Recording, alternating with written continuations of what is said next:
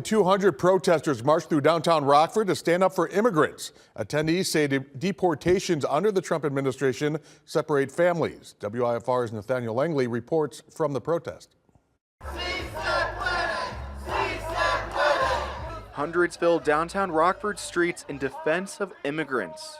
People on the far right want to demonize these people here just for simply existing. Some protesters are migrants, some are supporters, and others come from immigrant families.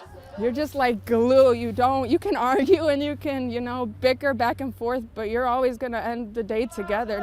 Those marching worry deportations may break that bond. Right now they're in the position where they can not do whatever they want, but unfortunately, if they want to, they can. Once the protest turns to a rally, attendees share why they're standing up for immigrants. It's not just because they want just to come up here to see what it's like. They're leaving dangerous situations. The protest comes as President Donald Trump finishes his first month back in office.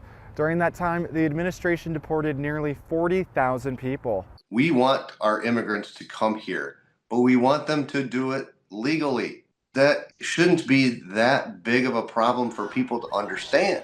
We're working to restore that order in the federal government. One protester argues the government can't take their heritage. I was raised in Mexico as my first language. I wouldn't pick any other childhood than the one I had. In Rockford, Nathaniel Langley, WIFR News. All of Us Northern Illinois says more protests are on the way in Rockford. The group hopes to organize again as the weather warms up. President Trump and Elon Musk are